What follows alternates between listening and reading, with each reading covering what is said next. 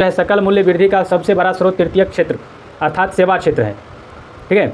आर्थिक समीक्षा 2019-20 के अनुसार जो है वर्ष 2018-19 में जीबीए में योगदान की दृष्टि से जो है विभिन्न क्षेत्रों का क्रम जैसे हो गया सेवा क्षेत्र 54.3%, विनिर्माण क्षेत्र या औद्योगिक क्षेत्र या द्वितीयक क्षेत्र जिसे कहते हैं 29.6%, कृषि क्षेत्र या प्राथमिक क्षेत्र की बात करें तो 16.1%, जबकि 2019-20 की प्रथम छमाही में योगदान क्रमशः 57.8%, 28.3% और 13.9% अनुमानित किया गया। ठीक है। तो इस तरह से इसका जो आंसर हो जाएगा भारत की राष्ट्रीय आय का मुख्य स्रोत वो कृषि होगा। क्या होगा? कृषि। बिल्कुल सही जवाब है आप सबका।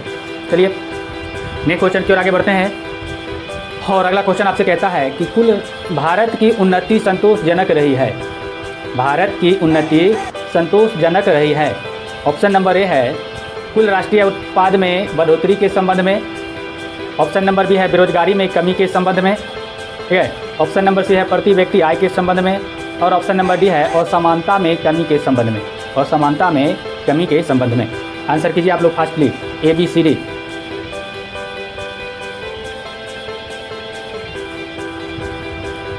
भारत की उन्नति संतोषजनक रही है।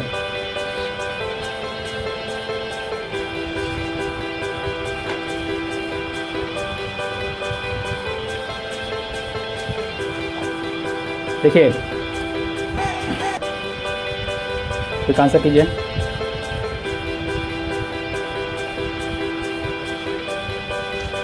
ठीक है।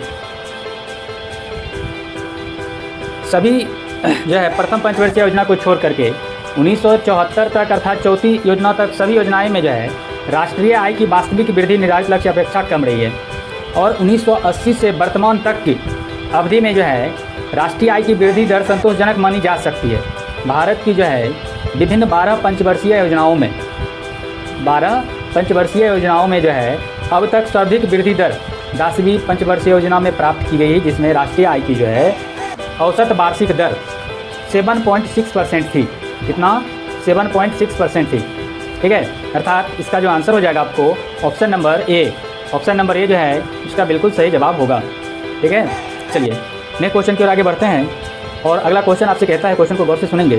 क्वेश्चन आपसे कहता है कि भारत में राष्ट्रीय आय की गणना में एक समस्या है। एक समस्या है। ऑप्शन नंबर ए है अल्प रोजगार, ऑप्शन नंबर बी है मुद्रास्फीति, ऑप्शन नंबर सी है बचत का निम्न स्तर और ऑप्शन नंबर डी है असंगठित क्षेत्र। ऑप्शन नंबर डी क्या है? असंगठित क्षेत्र। आंसर कीजिए आप लोग फास्टली ABCD।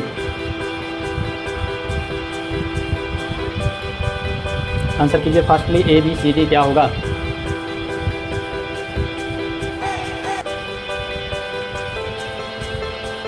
भारत की राष्ट्रीय आय की गणना में एक समस्या है। ऑप्शन नंबर ए है अल्प रोजगार, ऑप्शन नंबर बी है मुद्रास्फीति, ऑप्शन नंबर सी है बचत का निम्न स्तर और ऑप्शन नंबर डी है असंगठित क्षेत्र।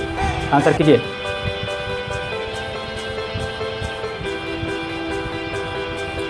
देखिए राष्ट्रीय आय की गणना में जो है असंगठित क्षेत्र जो है एक बाधा है, क्योंकि असंगठित क्षेत्र द्वारा जो है उत्पादन एवं आय के आंकड़े किसी भी स्थान को प्रदान नहीं किए जाते या कई बार उसका मौद्रिक मूल्य में मापन ही नहीं किया जाता है। इससे राष्ट्रीय आय की गणना के में जो है आंकड़ों की कमी के कारण असंगठित क्षेत्र के योगदान का आकलन करने में कठिनाई आती है। ठीक है। तो इसका जो आंसर हो जाएगा आपको ऑप्शन नंबर डी। क्या? असंगठित क्षेत्र। ठीक है। क्या हो जाएगा? असंगठित क्षेत्र। ओके। अर्थात ऑप्शन नंबर डी बिल्कुल सही जवाब है। बहुत अच्छा। तो नेक्स्ट क्वेश्चन की ओर आगे बढ़ते हैं और अगला क्वेश्चन आपसे कहता है कि भारत में राष्ट्रीय आय समंकों का आकलन किसके द्वारा किया जाता है? भारत में राष्ट्रीय आय समंकों का आकलन किसके द्वारा किया जाता है? ऑप्शन नंबर ए है योजना आयोग, ऑप्शन नंबर बी है भारतीय reserve bank, option number C है वित्त मंत्रालय और ऑप्शन नंबर डी है केंद्रीय सांख्यिकीय संगठन। क्या? केंद्रीय सांख्यिकीय संगठन। आंसर कीजिए आप लोग फास्टली ABCD। बिल्कुल फास्ट। कि भारत में राष्ट्रीय आय समंकों का आकलन किसके द्वारा किया जाता है? ऑप्शन नंबर ए है योजना आयोग, ऑप्शन नंबर बी भारतीय रिजर्व बैंक, ऑप्शन सी वित्त मंत्रालय और ऑप्शन डी केंद्रीय सांख्यिकी संगठन। देखिए, भारत में राष्ट्रीय आय समांकों का आकलन जो है केंद्रीय सांख्यिकी संगठन सेंट्रल स्टैटिस्टिकल ऑर्गेनाइजेशन CSO अर्थात वर्तमान में राष्ट्रीय सांख्यिकी कार्यालय अर्थात NSO जो है द्वारा करता था। और यह CSO प्रतिवर्ष जो है राष्ट्रीय लेखा सांख्यिकी मतलब नेशनल अकाउंट स्टैटिस्टिक्स नाम से राष्ट्रीय आय के आंकड़े प्रकाशित करता है। ठीक है, राष्ट्रीय आय वो संबंध समाहार राष्ट्रीय आय के 3 आयामों पर प्रकाश डालते हैं। देशीय उत्पाद कारक आय के रूप में इसका जो है वितरण तथा अंतिम उपभोग व पूंजी निर्माण के रूप में इसका उपयोग होता है। ठीक है, वर्तमान में जो है राष्ट्रीय आय का आधार वर्ष 2011-12 है, अर्थात इसका जो आंसर हो जाएगा आपको ऑप्शन नंबर डी, क्या तो केंद्रीय सांख्यिकी संगठन, क्या केंद्रीय सांख्यिकी संगठन। ओके, चलिए नेक्स्ट क्वेश्चन की ओर आगे बढ़ते हैं। और अगला क्वेश्चन आपसे कहता है